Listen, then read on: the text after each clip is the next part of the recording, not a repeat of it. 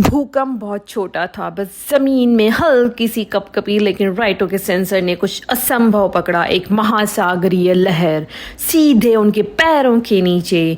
उस रात वो और शीरो जिला 9 के नीचे एक मेंटेनेंस टनल में खड़े थे। पाइपों से पानी टपक रहा था। शीरो ने बाहें चढ़ाई। सैकड़ों मील तक कोई समुद्र नहीं था। राइटो ने स्कैनर उठाया। रीडिंग पागलों जैसी थी और फिर जमीन उनके नीचे से धंस गई। दोनों गिर पड़े। वो मलबे में नहीं, लेकिन पानी में गिरे।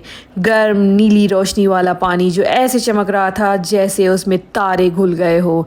अचानक अंधेरे में कुछ विशाल हिला, इमारत से भी बड़ा, जिसकी आंखें लाइट हाउस की तरह धीरे धीरे झपक रही थी।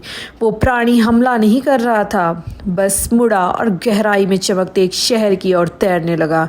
शीरो ने धीमे से कहा, राइटो, हमारे नीचे पूरा शहर है। वो तैरने लगे, यहाँ कहें पानी का बहाव ने खींच कर ले गया, सर्पिल आकार की मूंगे जैसी ऊंची संरचनाओं की ओर। शहर जीवित था। इमारतें ऐसे धड़क रही थी जैसे सांसें ले रही हो, और सड़कों पर ऊपर से तैरते विशाल जेलीफिश रोशनी फैला रहे थे। और फिर उन्होंने देखा लोग, या शायद इंसान जैसी आकृति वाले जीव, जिनकी त्वचा पानी की तरह लहराती थी और आंखें मोती जैसी चमक रही थी।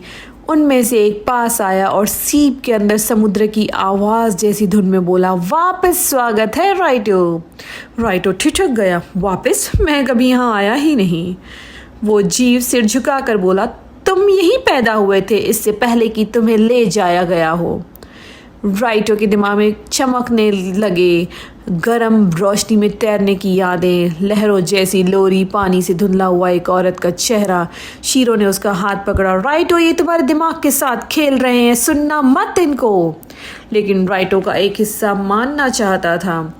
उसे यहाँ अजीब सी सुरक्षा महसूस हो रही थी, जैसे यही उसका असली घर हो। शहर की शासक सामने आई, जीवित मूंगे का मुकुट पहने एक विशाल आकृति। समय आ गया है, उसने कहा, यहीं रहो जहां सतह तुम्हें चोट नहीं पहुंचा सकती, या लौट जाओ और इस जगह को हमेशा के लिए भूल जाओ। चारों ओर का पानी तूफान की तरह घूमने लगा। शीरो की आवाज़ गूंजी, राइटो, अगर तुम रुके तो मैं भी रुकूंगा, लेकिन अगर तुम गए तो मैं तुम्हारे पीछे रहूंगा। राइटो ने ऊपर सतह की ओर देखा और नीचे उस शहर की ओर जो घर जैसा लग रहा था। उसने फुसफुसाया, मैं अपनी पहचान खो नहीं सकता, लेकिन अपनी जड़ें भी नहीं। उसने शीरो का हाथ थामा और दोनों ऊपर की ओर तैरने लगे, बहाव को चीरते हुए।